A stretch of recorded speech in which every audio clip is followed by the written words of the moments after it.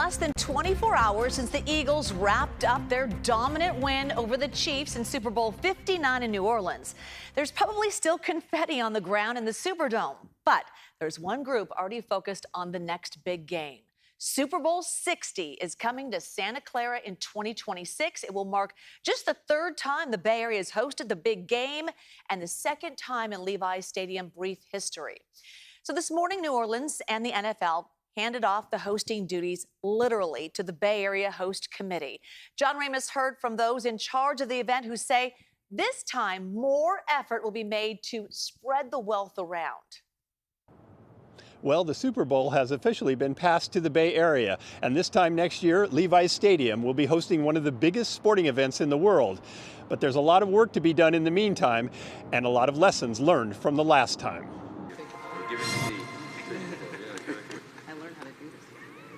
Actually, it was a ceremonial handoff, as the responsibility for Super Bowl 60 shifted to the Bay Area Host Committee. We've been here before. In 2016, we hosted an unforgettable Super Bowl at Levi's Stadium. But there's no doubt that football, its audience, and the Super Bowl itself has gotten so much bigger since then. Super Bowl 50 was estimated to bring in $250 million to the local economy, and now that figure has nearly tripled. But while the game in 2016 was played in Santa Clara, many of the week's activities occurred in San Francisco. This time, San Jose Mayor Matt Mahan says that will change. We're doing things a little differently this time around. We're activating the entire region. We're showing off the technology of tomorrow. And from San Francisco to San Jose, whether residents or visitors are attending the game or not, there will be something for everyone. The plans for what will happen and where are still being formulated, but Herbir Bhatia, who heads up the Silicon Valley Chamber of Commerce, says the South Bay is expecting a lot more of the $600 million pie.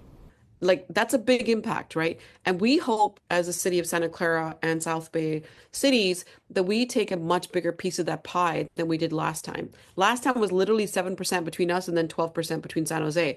I'd like to see it, be upwards of 30s and maybe, if we're lucky, into the 40s of the collective South Bay, because the games are really here.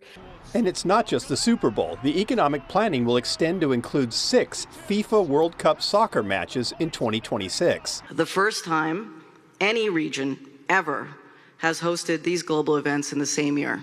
But one man's boom can be another man's bust. In 2016, road closures created an economic wasteland for some restaurants near the stadium. When game day came, it was actually like the slowest day we probably had. We actually closed early because it probably costs more money to keep this place open.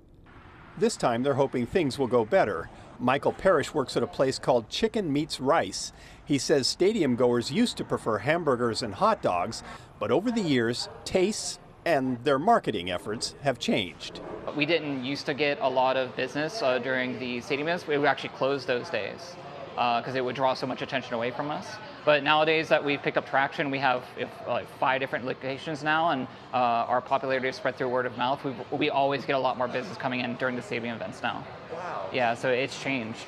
That was a definite shift for us.